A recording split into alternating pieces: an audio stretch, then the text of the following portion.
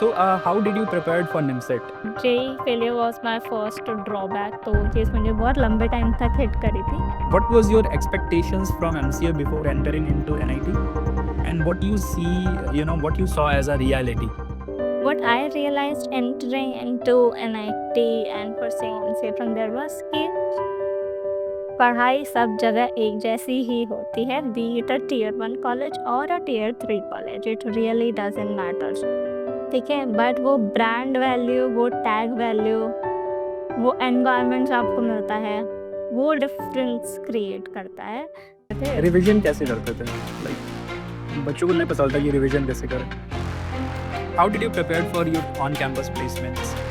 Like क्या resources थे, क्या schedule था, and कैसे prepare करें? What was your major learning from MCA?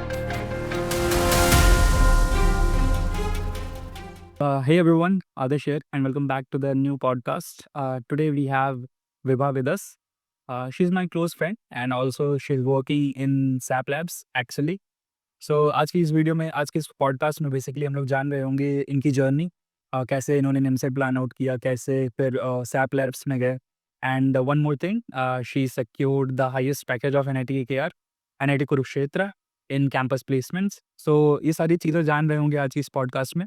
So watch this podcast till the end, let's get started. So hi Vibha, thank you for joining us, and let's just start with your brief introduction. Okay, so yes, hello Adarsh and hello to all the viewers. Myself Vibha. I recently completed my MCA from NIT Kurukshetra and currently working as an associate developer at SAP Labs. Okay, so what is this associate developer? Like मैं MCA कर रहा हूँ अभी, और मुझे नहीं पता, like मुझे ये पता है कि सैप लैब्स जो है बढ़िया पैकेज दे रही है, बट क्या काम क्या होता है एक्चुअली वहाँ पे? What is this associate developer role? What do you do in general? Basically, like अलग-अलग कंपनीज के अपनी टर्मिनोलॉजीज होती हैं। So like in SAP और जो स्टार्टिंग डेवलपर होता है दैट्स अ एसोसिएट डेवलपर और fresher which also has internally 3 levels into it. So that's how they categorize it, but it's just a terminology. So a fresher is termed as an associate developer in SAP. Okay, and like day to day task क्या होते हैं, क्या काम करते हो आप? Oh, okay. That, completely depends on the kind of project you are working on. जैसे when I joined, मेरे साथ में और भी लोगों ने जॉइन करा था, बट उनकी टीम में they were given some sort of hands on trainings and stuffs, but in our team हमें डायरेक्टली दे जस्ट मतलब उन्होंने हमें डायरेक्टली काम शुरू करवा दिया था, slowly and steadily. So as a fresher, basically you are, you know, made to understand what the current project is all about, and slowly with debugging या फिर through KTs and all आपको project से go through करवाते हैं and then you start with the project slowly. Okay, so आपने BCA किया है, right? And yes. जहाँ तक मुझे पता है आपने बीसीए किया है नेशनल पीजी से। Now national PG is like prestigious of Lucknow, we can say that. Like मैं अपनी कहानी बताता हूँ, मैं गया था नेशनल पीजी में एडमिशन लेने बीसीए के लिए। So what happened was, when I asked कि काउंटर पे गया, मैं पूछा कि what is the criteria for BCA, या फिर उनकी फीस कितनी है basically. So it was around 60,000 something for पर सेमेस्टर या फिर per year, I don't know, but it was likely 60,000। What was it? Yeah 60,000 per semester. Yeah 60,000 per semester. Then I asked कि scholarship मिलेगी क्या? She said no, scholarship नहीं मिलती because it's a private institution. You might get a scholarship from few private firms, but that is very rare. So फिर मैं अपने दोस्त को फिर कन्विंस कर लिया, भाई यहाँ पे तो नहीं पढ़ना है, क्योंकि हम लोग ये अफोर्ड ही नहीं कर सकते basically. Because that college, if it अगर वो कॉलेज इतना पैसा माँग रहा है, तो वो कुछ दे भी रहा था, लाइक उसकी वैल्यू है लखनऊ में। So what do you think? What went wrong in your BCA placements? BCA में प्लेसमेंट्स वगैरह थी या फिर नहीं थी? कैसे क्या था? थोड़ा-सा उस पे बात करते हैं। Actually initially I didn't wanted to go for BCA. मैंने अपने 11th 12th जेईई की प्रिपरेशंस करी थी and first year of preparation went very well, but yeah final years में मतलब 12th में it did not go as planned and I drastically failed in JEE. तो वो वाली चीज़ थी और फिर मुझे ड्रॉप लेने में भी काफ़ी डर लग रहा था कि यार पहला मेंस भी अच्छे से नहीं निकला। तो I just opted for BCA because my computer teacher in school she was BCA MCA. तो मुझे ये था कि हाँ, this is a good stream as well and even my parents they didn't knew about it. तो तब पूरा doubt sessions हो जाते हैं कि यार ये क्या कुछ भी परस्यू कर रहे हो, बीटेक ही कर लो कहीं से।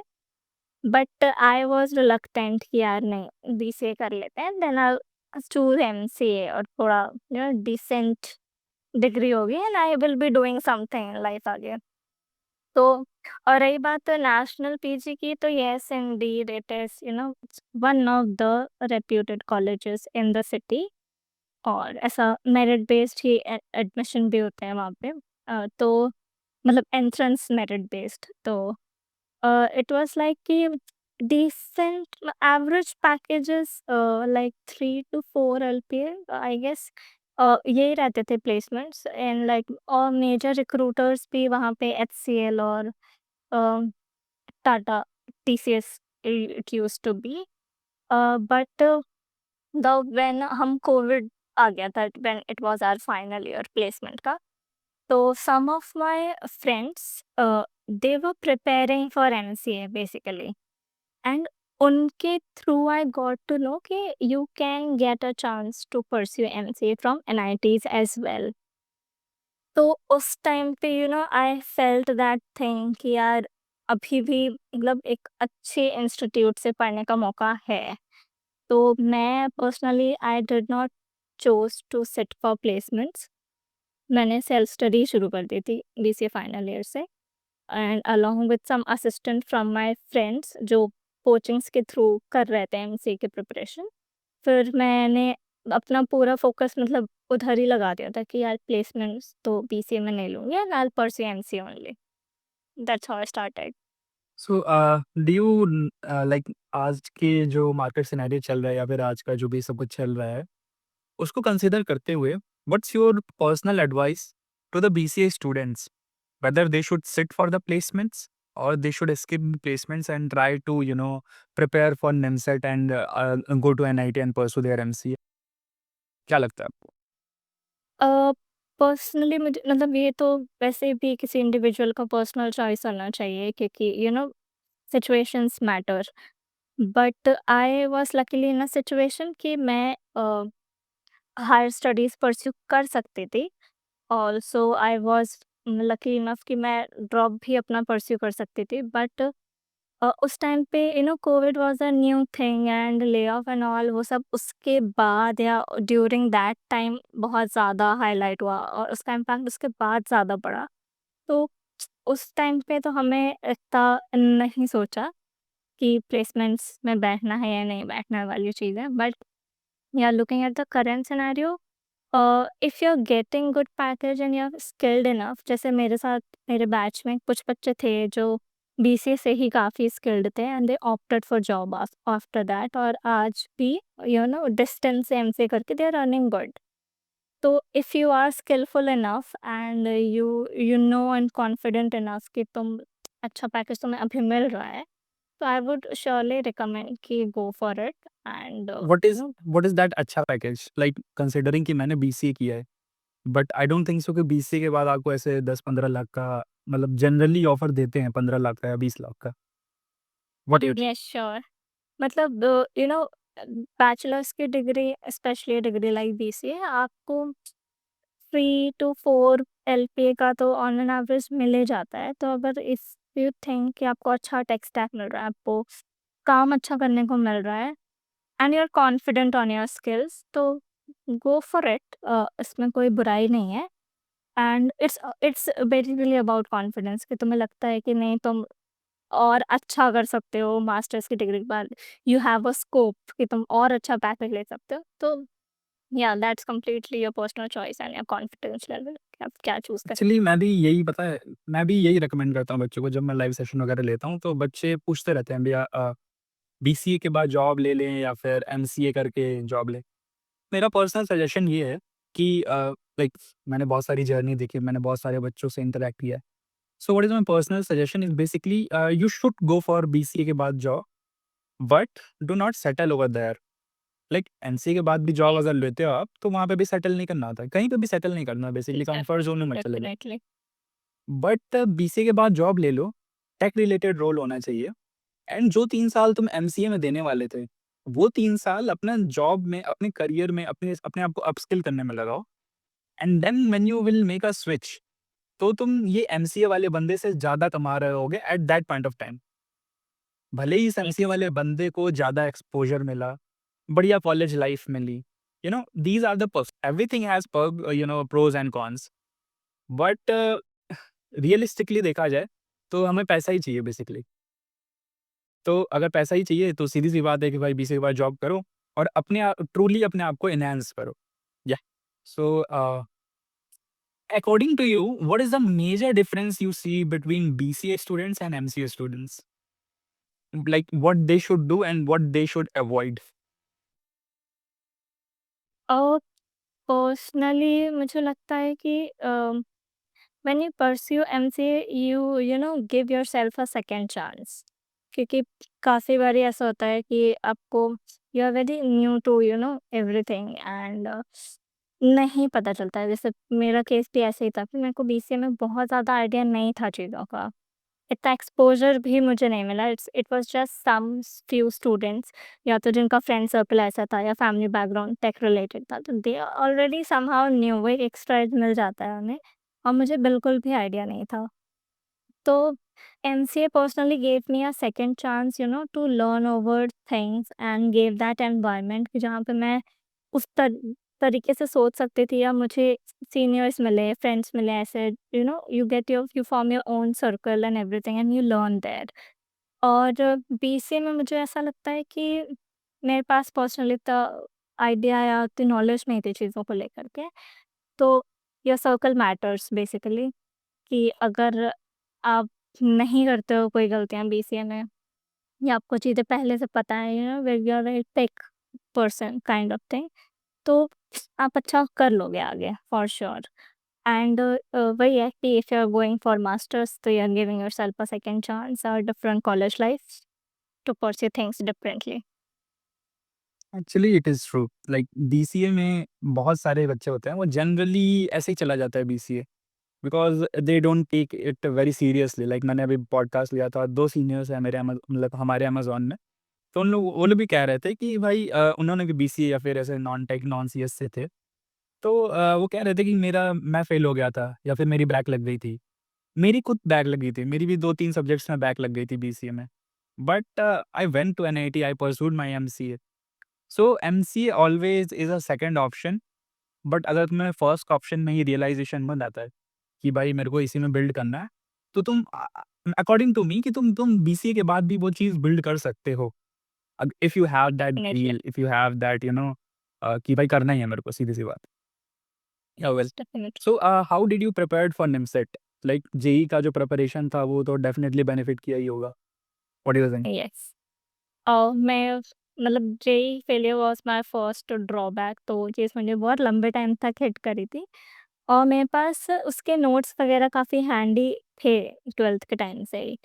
तो final year of my BCA I prepared all by my self, और मैंने खुद से आई जस्ट टुक इम्पेटस के लास्ट के 2-3 मंथ्स में कोई टेस्ट सीरीज़ थी, मैंने बस वो ली थी। उसके अलावा मैंने फाइनल ईयर में खुद से ही प्रिपरेशन करी थी, तो somehow I landed among under 1000 rank, but उसमें मुझे कोई एनआईटी मिला नहीं था। तो आई डिसाइडेड कि एक ड्रॉप लिया जा सकता है, और मेरा उससे पहले कोई ड्रॉप भी नहीं था, तो it was a safe decision to take a drop at that time. और फिर उस टाइम पे during my drop year I cut off all my social media account and everything, और फिर पूरा कोचिंग को ही पूरा टाइम दिया, और yeah that's how I paid. Yeah like मैंने भी देखा है कि what I have noticed in our college life कि you were the disciplined and organised kind of person, कि भाई रोज क्लास जाना है। जैसे मैं नहीं जाता था क्लास, लाइक प्रॉक्सी वगैरह लग जाती थी। It is a very common thing in NITs and in our college life. तो हमारी तो प्रॉक्सी वगैरह लग जाती थी। But you were there from starting to ending, like बहुत ही कम ही क्लासेस होंगी जो आप मिस करते थे। So, but now when I see, like I'm working as an assistant professor, so now I see the importance of attending the classes and like अपने अपनी चीज़ें हैं। जैसे अगर तुम क्लासेस बंक कर रहे हो, तो उस टाइम पे क्या कर रहे हो वो ज़्यादा मैटर करता है। एग्ज़ैक्टली। क्लास बंक कर रहे हो और अगर तुम अपना खुद का कुछ बिल्ड कर रहे हो, that totally justifies. Because according to me क्या होता है कि क्लासेस में उतना मतलब उतना इनपुट नहीं मिल पाता है, उतना इनपुट टीचर्स ट्राई करते हैं देने का, बट वो आ नहीं पाता है। क्या क्या ख़्याल है आपका इसके बारे में?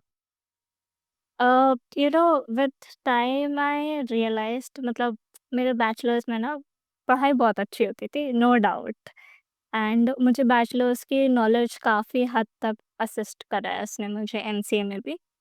But when you come to for higher studies and all, आप ये बहुत हद तक एक्सपेक्ट नहीं कर सकते कि आपको टीचर्स ही सब कुछ पढ़ा के देंगे, they are bound to teach you certain curriculum, right?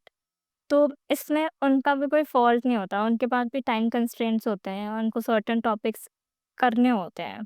And it's very easy for us to हाँ, it's very easy for as students for us to say that कि यार क्या रिटार्डेड सा सिलेबस पढ़ा रहे हैं एंड ऑल दैट। बट यार I think उनके एंड पे ना पूरा करिकुलम चेंज करना एंड एवरीथिंग, ये सब हर साल का प्रोसेस नहीं होता है। ये विथ टाइम चीज़ें चेंज होती हैं। लाइक आई थिंक अब हमारे जूनियर्स के लिए सर्टेन सब्जेक्ट्स चेंज हो गए हैं, which is a better thing. पर हमारे टाइम पे हम वही 8085 पढ़ रहे थे, जिसका कोई मतलब नहीं था हमारे लिए।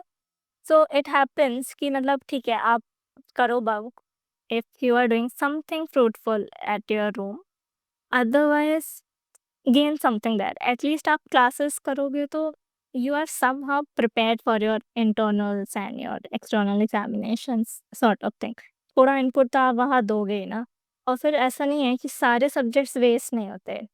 आई रिमेंबर हमारा डेटा स्ट्रक्चर सब्जेक्ट था एंड हमारे एचओडी पढ़ाते थे, तो पॉइंटर ऐसा टॉपिक होता है ना जिससे डर तो सबको लगता है। बट वो इतने ऑब्जेक्टिव पेपर बनाते थे एंड उनके पेपर में कुछ भी थ्योरी नहीं होते थे, इट वाज़ ऑल लॉजिकल। तो उनकी क्लास वो वाली करने में मज़ा भी आती थी एंड इट वाज़ वर्दी। ऐसा नहीं था कि वो वेस्ट क्लास होती थी। तो यार certain subjects they are helpful for you, उसकी इम्पोर्टेंस आप जब डीएसए वगैरह करते हो तो आपको समझ आती है। एंड कुछ सब्जेक्ट्स ठीक है, रिटार्डेड होते हैं, नहीं करने का मन करता है, तो that's okay, but do something fruitful in your room. Otherwise it's not बेकार कि आप क्लास कर रहे हो सॉर्ट ऑफ थिंग। आप जाओ, अपनी अटेंडेंस लो, अपने सेमेस्टर के हिसाब से क्लास में पढ़ के खत्म करो और रूम पे आके फिर अपनी पढ़ाई करो, that's also good. Okay. So, the next question that I would like to ask is, what was your expectations from MCA before entering into NIT, and what you see, what you saw as a reality? Like, what is the difference between expectations versus reality in MCA at NITs? ऐसा बस I really expect कि कोई teacher ना दे। Hmm. But the thing is कि what I realized entering into NIT and pursuing say from there was कि पढ़ाई सब जगह एक जैसी ही होती है, be it a tier 1 college और a tier 3 college, it really doesn't matter. ठीक है, बट वो ब्रांड वैल्यू, वो टैग वैल्यू, वो एनवायरनमेंट जो आपको मिलता है, वो डिफरेंस क्रिएट करता है। और पढ़ना हर जगह आपको खुद ही पड़ता है, सो डू नॉट, मतलब मैं पहले यही सोच के आई थी कि वो एनआईटीज एंड ऑल, उसका culture and everything is going to be different. But with time I realize कि वो पढ़ाई एक जैसी ही होनी है और आप ही को पढ़ना है, तो that was something, that was the difference that hit me.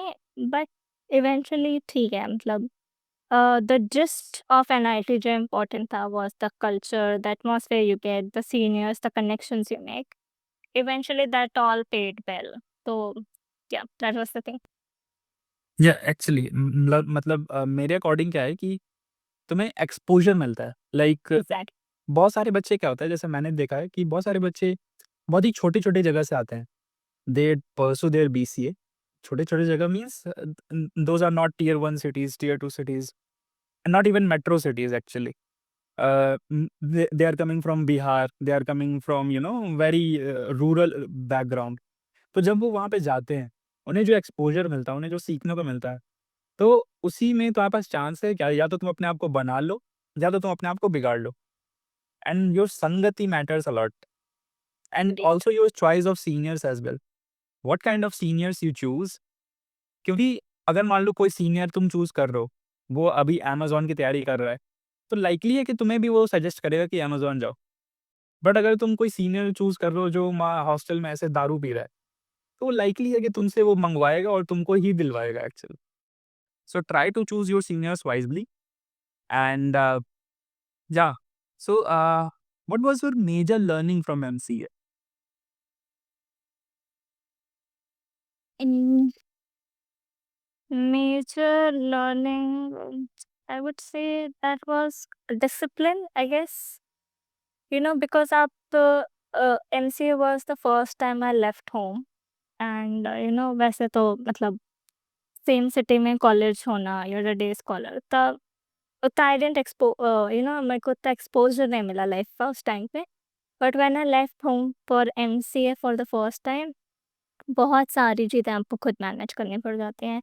अपने आप को भी, अपने एकेडमिक्स को भी, एंड फिर कॉलेज आके ना पढ़ाई वो एक अलग चीज़ हो जाती है। वो तो करने आप आए ही हो, उसके साथ लाइफ को डील करना, that is whole of a different task. तो I think that is one of the major learning I got from MCA, क्योंकि पढ़ाई-लिखाई तो हमने बचपन से करी है, एंड फिर सिंसियर है ना, समहाउ हो जाती है। बट फिर उसके साथ-साथ when you are completely independent और you have nobody to answer and everything, खुद को सही रखना या मेक राइट चॉइसेस और गलत चॉइसेस से भी टाइम पे सीखना and everything managing other stuffs in life, that's what I learned from here. Yeah, actually you justified your discipline and all in placement as well. Like मैंने जो देखा, like पहली कंपनी आई थी FICO, and it asked the system design round was there for FICO. I remember that you were not selected in that round, and you took it personally, I guess. और SAP Labs जब आई, तो उसमें खाली लगभग आपसे ही पूछा गया था system design actually, from all the candidates I guess, am I right? I guess from all the MCA candidates, because okay, और ओके, सो हमारे from all the MCA batch candidate, में। Yeah yes. From all the MCA candidates खाली आपसे ही system design पूछा गया था, and you literally nailed it, because we we were like hearing कि भाई जो इंटरव्यू ले रहा था, ही वाज़ रियली प्रेज़िंग कि भाई इसको बढ़िया आता है बेसिकली। एंड दैट्स बिकॉज़ फिर आपको इंटर्न में भी आपसे रियल काम करवा रहे थे विदाउट इवन ट्रेनिंग यू। सो या, that discipline really matters actually, hats off to you. So how to build that discipline? Like हमारी आदत होती है, जैसे लड़कों की तो आदत होती है एकदम आलसी होते हैं या फिर एकदम वन गो में काम कर लेंगे, बट रोज रोज का उठना बैठना नहीं बन पाता। But I have read somewhere that if you build discipline in one part of your life, it will automatically reflect in other parts as well. So how to build that discipline? I think that's a personal calling, right? आपको मतलब लगता है कि एक ना एक point पे हर कोई लाइफ में किसी ना किसी चीज़ के लिए डिसिप्लिन हो ही जाता है, be it your gym, be it your sports और any other activity that you want to pursue, right? तो when it comes to placement for me basically, तो हम इवेंचुअली एनआईटी में उसी के लिए थे कि तो प्लेसमेंट आ गया है वाली चीज़ है। तो या it all started with I think MCA, second year की जब हमें समर वेकेशंस मिलती हैं। तो वैसे तो थोड़ी-सी लेथार्जिक मैं भी थी कि इतनी जल्दी नहीं आ पाता, and I would really pin point situation कि आपका फ्रेंड सर्कल बहुत मैटर करता है। कि चलो आप एक बार को कोई चीज़ करोगे, छोड़ दोगे, बट अब वहीं आपका फ्रेंड्स अगर कर रहे हो कोई चीज़, रोज़ डिस्कशन हो रहा हो कि आज ये तो कर लिया था, आज वो कर लिया था और आप वहीं नहीं कर रहे हो, आपको थोड़ा लेफ्ट आउट फ़ील होता है और थोड़ा कॉम्पिटिटिव भी फ़ील होता है। यही होता है फोमो, या फियर ऑफ मिसिंग आउट जो है।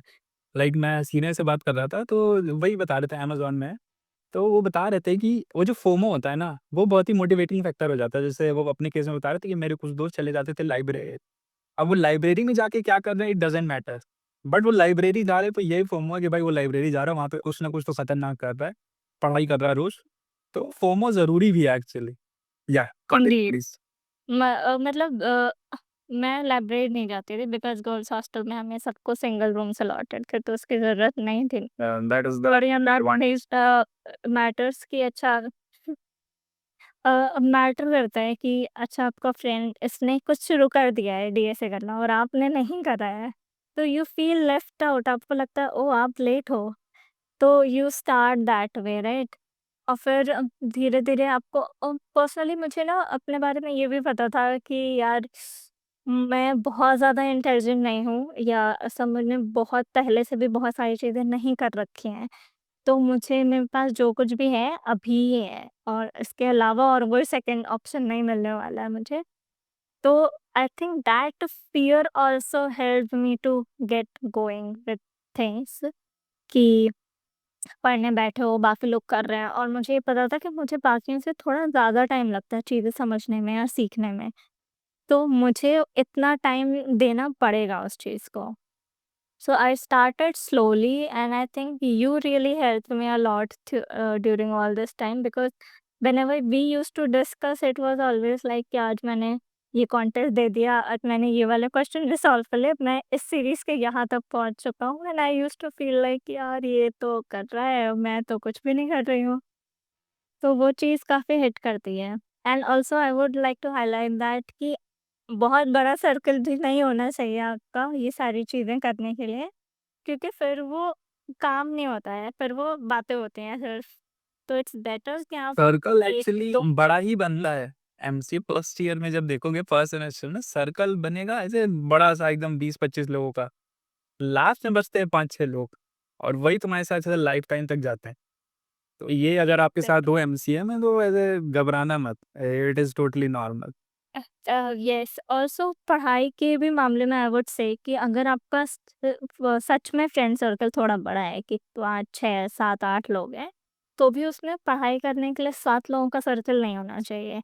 लाइक 2-2 3-3 का ग्रुप इज़ सफिशिएंट क्योंकि फिर वो ज़्यादा फ़ोकस्ड और डिसिप्लिन्ड डिस्कशंस भी होते हैं कि ये क्वेश्चन इस तरीके से करा, ये मैंने इस अप्रोच से करा, इतने टाइम में करा। तो ये सारी चीज़ें काफ़ी मैटर करती हैं डिसिप्लिन बिल्ड करने के लिए भी। अच्छा अपना एमसीए कैसे प्लान आउट करें? जैसे मैं एकदम नया हूँ एमसीए में, तो मेरे को लैंड करना है एक प्रोडक्ट बेस्ड कंपनी में।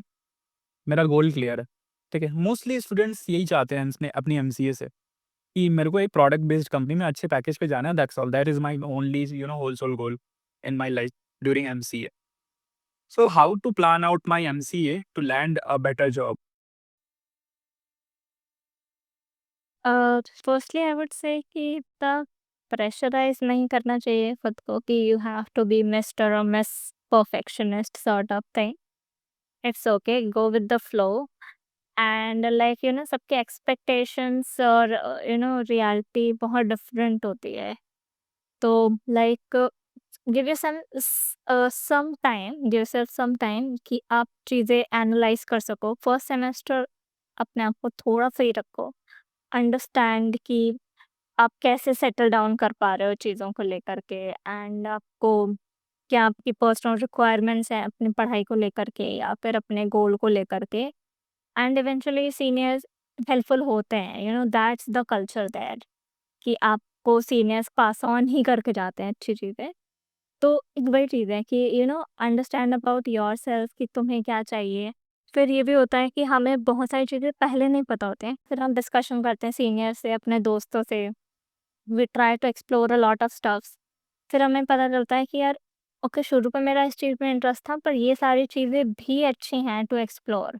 Other domains can also be chosen, right? तो बी लिटिल फ्लेक्सिबल, ऐसा रिजिड होने की ज़रूरत नहीं है over certain things and try to understand what you want from college, what you want as a job, और फिर slowly and steadily start studying from the very basics। मतलब भले तुमने चीज़ें पहले से पढ़ रखी हो कर रखी हो तो तुम्हारे लिए एक एज है, बट ये चीज़ दिमाग में बहुत ज़्यादा ओवर पावर नहीं करनी चाहिए क्योंकि फिर तो हम ओवरलुक ही कर देते हैं बहुत सारी चीज़ों को।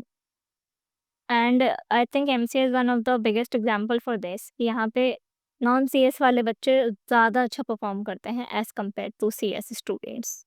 तो it's only because we overlook a lot of stuffs, yeah हमने बहुत सारे सब्जेक्ट्स पहले पढ़ रखे होते हैं, तो इस वजह से। तो या अपने माइंडसेट थोड़ा विथ टाइम डेवलप करें, एंड अब तो इंटर्नशिप अपॉर्चुनिटीज़ भी हैं, so you can take that time and understand कि क्या-क्या रिक्वायर्ड है टू गेट एन इंटर्नशिप। और फिर आप धीरे-धीरे सर्टेन सब्जेक्ट्स या डीएसए तो वैसे ही इम्पोर्टेंट है, तो आप इस तरीके से धीरे-धीरे स्टेप बाय स्टेप चीज़ें बेसिक्स से पढ़ना शुरू कर सकते हो, and then you can plan out things. Yeah, actually, it's a nice roadmap actually. So, how did you prepare for your on-campus placements? Like, क्या resources थे, क्या schedule था, and कैसे prepare करें?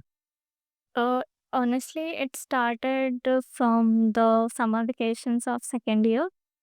अ, जब सेकंड ईयर शुरू होने से पहले जो समर वेकेशंस होती हैं, उसमें मतलब मेरा डीएसए बिल्कुल भी प्रिपेयर्ड नहीं था, और उसी टाइम से मुझे डीएसए शुरू करना था। तो I started from the Striver series, और उससे मैंने धीरे-धीरे कॉन्सेप्ट्स पढ़ना शुरू करा, and with our friend circle हम थोड़ा डिस्कशन भी कर लेते थे कि ये टॉपिक पढ़ रहे हैं एंड ऑल दैट, कोई ना कोई तो आके कह ही देता था।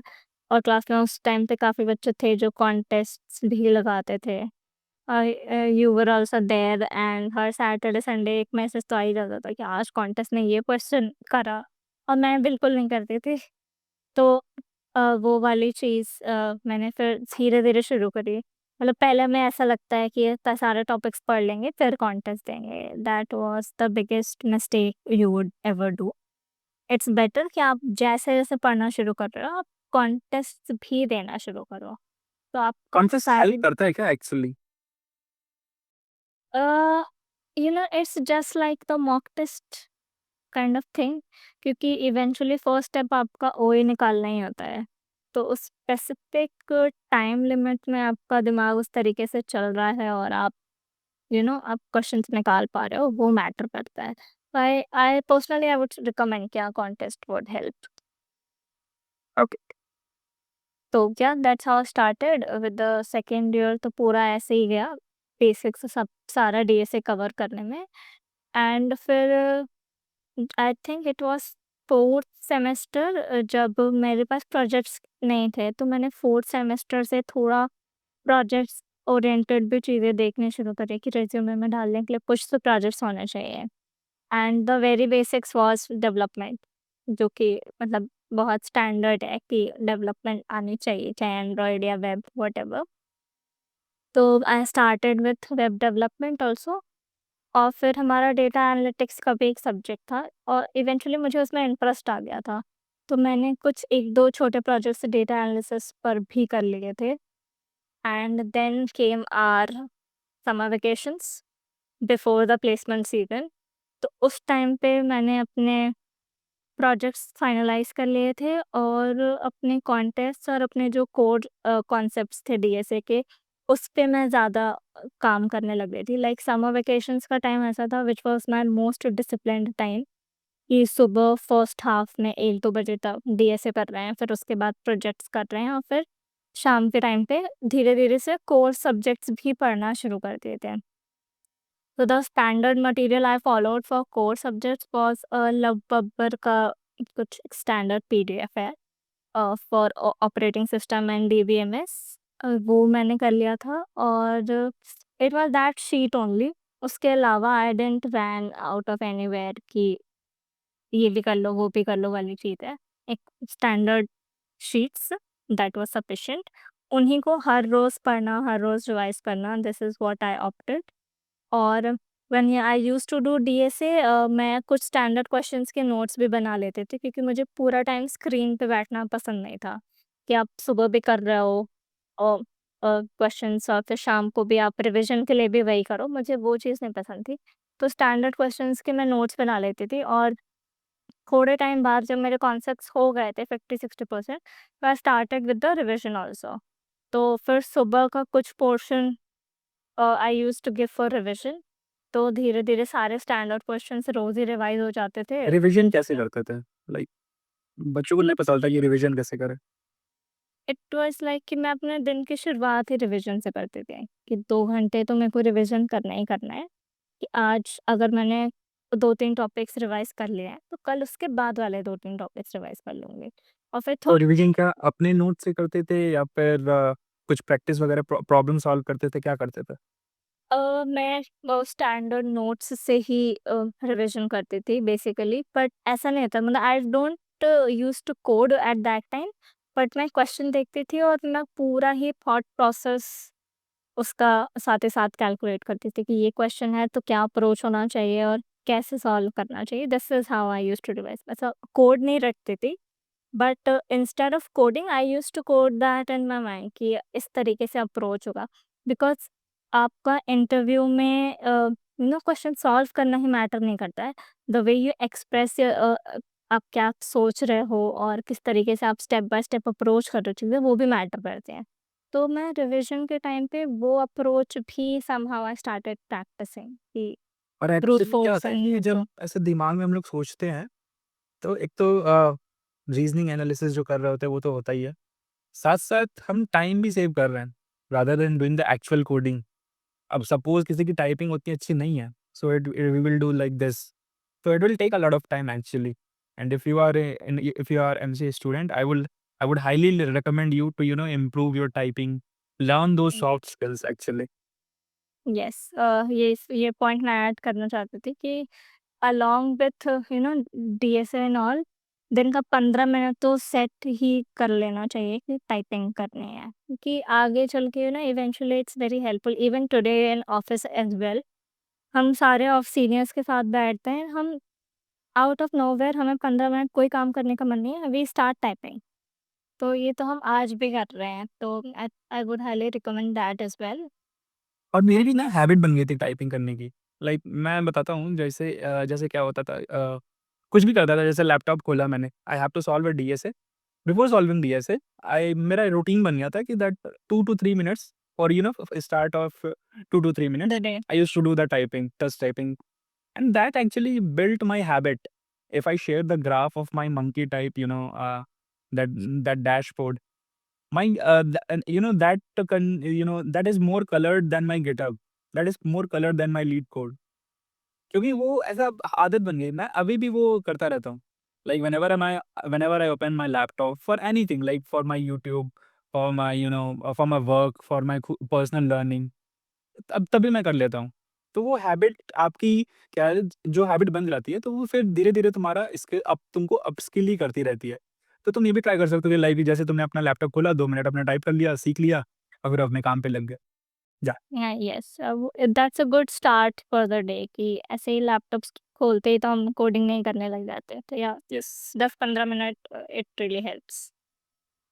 Yes. Uh, okay so there is this question that मान लो हमारी ऑन कैंपस प्लेसमेंट्स नहीं लगी, how to prepare for off campus placements according to you? And yeah पहले इस पे बात करते हैं। ओके, तो ऑफ कैंपस प्लेसमेंट्स में पहले तो मतलब मैंने ऑफ कैंपस इंटर्नशिप्स के लिए काफ़ी अप्लाई करा है। तो यार डीएसए मैटर्स, और आपका रिज्यूमे और जॉब डिस्क्रिप्शन बेस्ड होना चाहिए, बिकॉज़ एटीएस पे शॉर्ट लिस्टिंग होती है आपके रिज्यूमे की। तो you should be smart enough कि आप अपना रिज्यूमे उस हिसाब से प्रिपेयर करो, आप जिस भी जॉब के लिए अप्लाई कर रहे हो।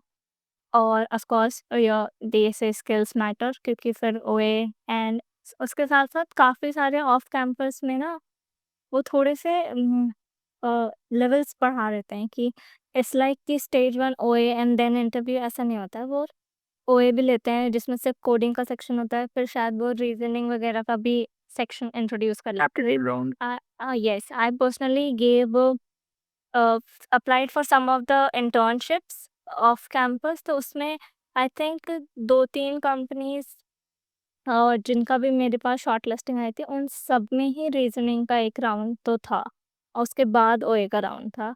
तो दैट रियली मैटर्स कि अगर आप ऑफ कैंपस के लिए प्रिपेयर कर रहे हो, तो आप लगभग काफ़ी सारी चीज़ें प्रिपेयर कर लो। चाहे जेडी हो गया, मतलब जेडी ग्रुप डिस्कशन कहते हैं। बीट ग्रुप डिस्कशन और reasoning and aptitude and your DSA, ये सारी चीज़ें तो आपकी फिर अच्छे से प्रिपेयर्ड होनी चाहिए। और उसके साथ-साथ आपका अपने प्रोजेक्ट्स पे भी थोड़ी अच्छी कमांड होनी चाहिए कि आप जो भी टेक स्टैक पे काम आपने कर रखा है, बिकॉज़ ऑफ कैंपस में ना आपके जैसे बहुत लोग हैं। उनके पास एक सेट ऑफ क्लस्टर ही नहीं है कि इसी कॉलेज से हायर करना है वाली चीज़ें। उनके पास आपके टेक स्टैक में काम करने वाले बहुत ही अच्छे बच्चे हैं। तो you should be sound enough in the work you have done. तो वो चीज़ भी आपको अच्छे से आनी चाहिए कि आपने जो भी काम करा है, आपको उसका इन एंड आउट पता हो। And yes, referrals they do matter. बहुत मेजर रोल प्ले करते हैं वो ऑफ कैंपस में, क्योंकि जहाँ पे एक पोस्ट के लिए 1000 बच्चे अप्लाई कर रहे होंगे, इट इज़ 110% चांस कि जिसके पास रेफरल है वो पहले शॉर्टलिस्ट हो जाए, और क्या पता उसी से वैकेंसी क्लोज हो जाए। Until and unless you are exceptionally very smart और तुम्हारा रिज्यूमे बहुत ज़्यादा आउटस्मार्ट कर रहा है बाकी चीज़ों को, तभी चांसेस हैं आपके। अदरवाइज रेफरल को हमेशा प्रायोरिटी मिलती है। तो या दैट्स इम्पोर्टेंट। और भेज दो रेफरल ऐसा बिना कुछ सोचे समझे, because people do accept that, right? तुम्हारा एक अच्छा रिज्यूमे है and you are approaching in that way कि ठीक है, अब रैंडमली अगर थर्ड पर्सन कोई भी रेफरल मांगता है, तो मैं जानती तो हूँ नहीं किसी को, तो मैं रिज्यूमे, उसकी वर्क स्किल्स, उसका गिटहब प्रोफाइल, ये सारी चीज़ें देख करके चूज़ करूँगी कि मुझे उसे रेफरल देना है या नहीं। तो when you are approaching somebody for referral, be confident in your resume, और उसी बेसिस पे आप एक्सपेक्ट करो कि आपको सामने वाला रिस्पॉन्ड करेगा। एक्चुअली जब ऑफ कैंपस प्लेसमेंट्स मतलब ऑफ कैंपस तुम क्रैक करना चाहते हो, तो बेशरम बन जाओ basically. Like apply as much as you can, ask for ये referrals as much as you can. क्योंकि जितना ज़्यादा अप्रोच करोगे उतना you are increasing your probability basically. Yeah so have you ever thought कि भाई yes, yes. Yes, people do reply like बहुत सारे सीनियर्स हैं जो लाइक बहुत सारे सीनियर्स तो हैं ही। लाइक सबसे पहला रेफरल तुम्हें किससे माँगना चाहिए?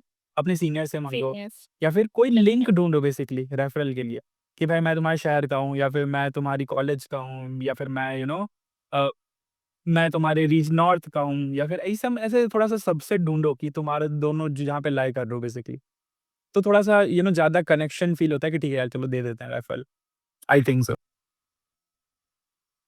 यस, इट डज़ मैटर्स, बहुत चांसेस है कि अगर मैं आईआईटी से हूँ और कोई बंदा आईआईटी का ही है जो रेफरेंस माँग रहा है, तो वो एक कनेक्ट आ जाता है कि मैं उसे चांस देना चाहूँगी।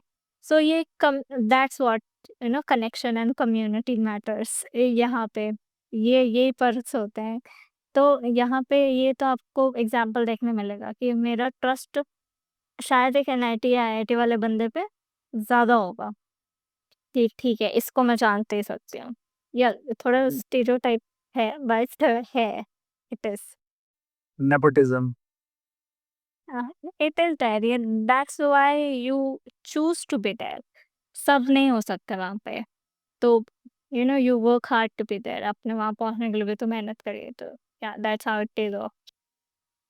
सो have you ever thought of कि भाई मेरे को मतलब मेरा मैक्सिमम पैकेज लगेगा ऑन कैंपस प्लेसमेंट्स में? नेवर, और डेफिनिटली नॉट। और प्लेसमेंट्स को लेकर के मेरा कोई स्टैंडर्ड नहीं सेट था कि इस तक के तो चाहिए ही चाहिए, इससे क्या नीचे तो माइंडसेट नहीं। क्या था आपका during on campus placements? Because बहुत सारे बच्चे होते हैं, वो लोग क्या करते हैं कि कंपनीज़ वगैरह स्किप करते हैं, या फिर बहुत सारी चीज़ें हैं, बहुत सारी सिली मिस्टेक्स हैं जो करते हैं। So what was your mindset during on campus placements? Um, uh, पहली चीज़ तो I was not over confident. I was not scared in fact, क्योंकि मार्केट सिनेरियो एंड एवरीथिंग। और when you are sitting for placements, तो बहुत सारी companies ऐसी होती हैं जो एमसीए अलाउ नहीं करती हैं, या फिर you have to sit along with BTech, right? It's very rare कि कुछ 1-2 कंपनी सिर्फ एमसीए को हायर करने आ रही हों। तो वो फैक्टर काफ़ी डोमिनेटिंग हो जाता है। तो मेरा माइंडसेट तो ये था कि सारी कंपनीज़ में बैठना है, because as a fresher I find ये तो या तो तुम बहुत कॉन्फिडेंट हो अपनी स्किल्स पे और अपने टैलेंट पे, तो एक that's a different thing. But मुझे लगता है एज़ अ फ्रेशर इतना रिजिड बहुत सारी चीज़ों के लिए नहीं होना चाहिए। You know some job is better than no job, because you really don't know what's written ahead of you. तो आई डिसाइडेड दैट कि लगभग सारी ही कंपनीज़ में बैठना है और you have to give your 100% there. तो मैंने तो ये चूज़ नहीं करा कि इसमें बैठना है या इस पे नहीं बैठना है, and also I won't recommend this. And जो स्टूडेंट्स ये सोचते हैं कि इंटरव्यू खराब कर देंगे, इसमें नहीं बैठना है, या आगे से पता चल जाता है कि इससे ज़्यादा पैकेज वाली कंपनी आ रही है, तो इसमें तो नहीं बैठेंगे। Don't do that. तुम्हें नहीं बैठना है, तुम ओए खराब कर दो, तुम सेलेक्ट ही मत हो इंटरव्यू के लिए, बट किसी और की अपॉर्चुनिटी मत खराब करो। बिकॉज़ जो तुम्हें 10 लाख की कंपनी भी बहुत कम लग रही है, उम, किसी के लिए शायद वो एक ड्रीम है कि उससे उसकी लाइफ सॉर्ट हो जाएगी। तो actually allow that chance and be be courteous enough, और इतने कोऑपरेटिव रहो कि ये ईगो थोड़ा साइड में रख के कि मैंने इतनी कंपनी के ओए निकाले, it really doesn't matter. What matters is a job, a decent job. तो आपको कुछ नहीं बैठना है किसी कंपनी में, decide it by yourself and do not ruin the opportunities of other, be respectful।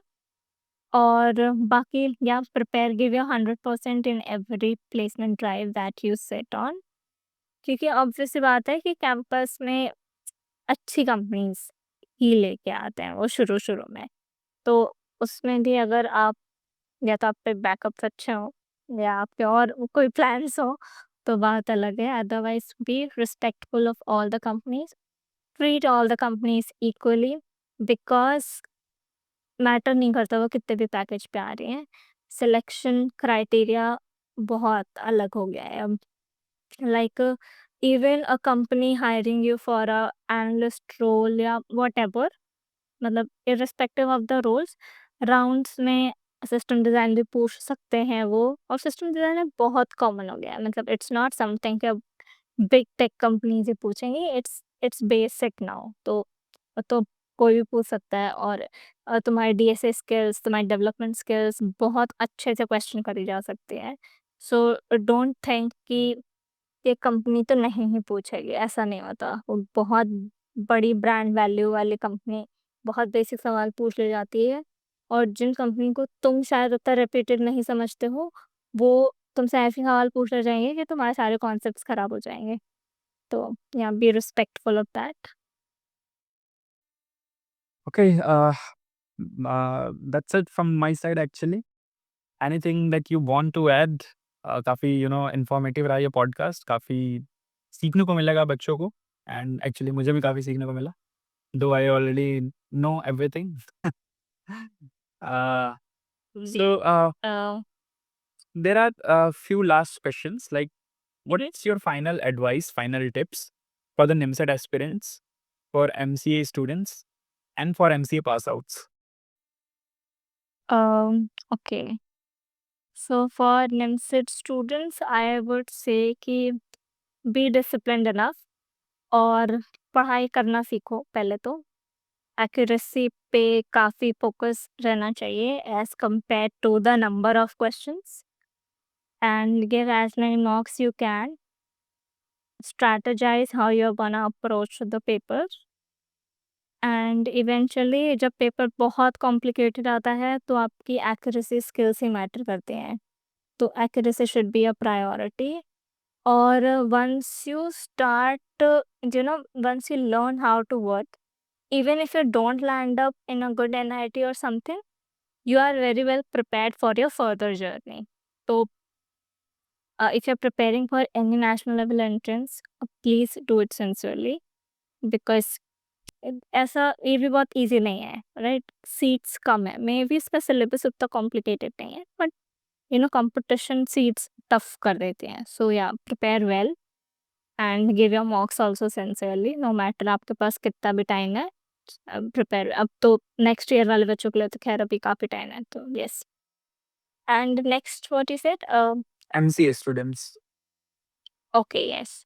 So for the MCA students, I would say कि you got a good opportunity and make use of it.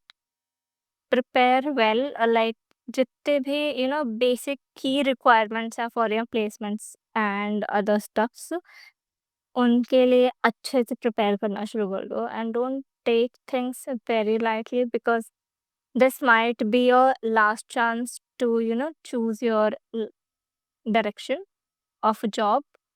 So no, yes, days is very important. No matter कुछ बच्चे ऐसा कह दे कि अरे basic basic कर लेना, ऐसा नहीं करना होता है। मे बी बेसिक प्रिपरेशंस आपको प्लेसमेंट्स दिला दें कॉलेज में, बट आप हमेशा एक ही कंपनी में नहीं रहोगे। सो अपनी प्रिपरेशन उस हिसाब से करो कि इवन आप किसी कंपनी में आके आपकी प्रिपरेशंस छूट भी जाए, तो भी आप जब आप दोबारा पिकअप करो तो आपको बहुत ज़्यादा एफर्ट ना करना पड़े हर चीज़ में। तो प्रिपेयर वेल दैट वे और या explore all the you know जो भी अपकमिंग टेक स्टैक्स हैं या जो भी ट्रेंड में चल रहा है, तुम्हें मास्टरी करने की ज़रूरत नहीं है हर चीज़ में। But you should be aware of things, even in placements भी इंटरव्यूअर भी यही टेस्ट करता है कि ठीक है, तुमने जो टेक स्टैक पे काम करा है तुमको वो कितना आता है and whether you are aware of other stuffs और नॉट, क्योंकि टेक्नोलॉजी इज चेंज। तो तुम जितने फ्लेक्सिबल होगे लर्निंग में और you are curious enough to know other tech stacks and everything, तुम्हारी रिटेन करने की प्रोबेबिलिटी ज़्यादा रहेगी एज कम्पेयर टू समबडी जो एक ही चीज़ पर बहुत रिजिड हो गया है। So yes, be curious enough and try to learn a lot and know about every new trend that's going on, और कुछ एक आध टेक स्टैक तो अच्छे से कर लो कि तुमको आता हो काम करने, फिर एवरीथिंग इवेंचुअली तुम्हारे लिए एक लर्निंग ग्राफ ही होगा। And last for placements, right? Yeah so for placements I would say अपने कोर सब्जेक्ट्स बहुत हैंडी रखना, they say of course very must, and yeah don't fear much, कुछ ना कुछ अच्छा हो जाएगा and be consistent I would say and try to learn from each mistake that you commit during placements, right? क्योंकि हर drive अलग होती है एंड जो भी बच्चे सेलेक्ट होते जा रहे हैं be it your friends or anything, try learning from their interview experiences, क्योंकि कोर सब्जेक्ट्स और ये बाकी जो बेसिक रिक्वायरमेंट्स होते हैं पढ़ने में तो हम कर लेते हैं, बट इंटरव्यू कैसे टैकल करते हैं दैट्स ऑल्सो मेजर लर्निंग। तो इसमें आपका सर्कल या people who are getting selected उनकी इंटरव्यू एक्सपीरियंसेस काफ़ी हेल्प करते हैं। So try getting to know about that also and yeah it's fine. Okay. Thank you so much. Thank you, Vibha, for joining us. And any last tip, anything that you want to add? Everything is done from my side. The pyramid Not out. yeah, not actually tech, I would like to say that I have been following your channel since almost, I guess, first year, and we are good friends as well. So it all started with random vlogs and stuffs, and now it is taking direction to, help students जो self preparation करते हैं and without expecting anything in return.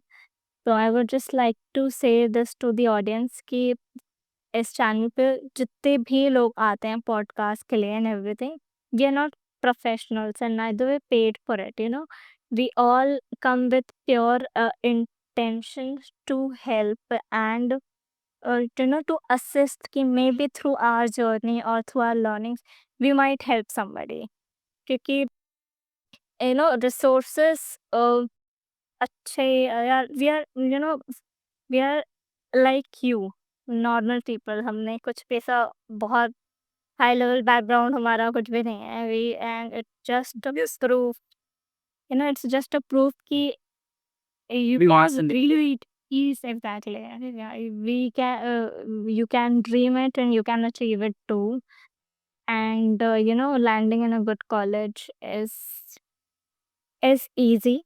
I won't say it's very tough, but yeah, it just requires some some sort of discipline from your end. And we are also just like you, random normal students. And we can do it, you can do it too. So yeah.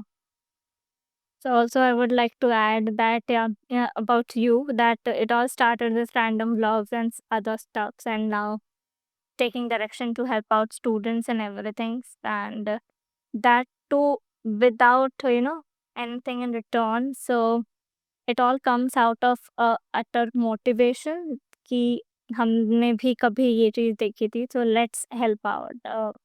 के पीछे और कोई reason नहीं है, it's just an intent to help out students. Yes, you are doing a great work, and also you have a good audience, जो they trust you a lot. So yeah, keep up the good work.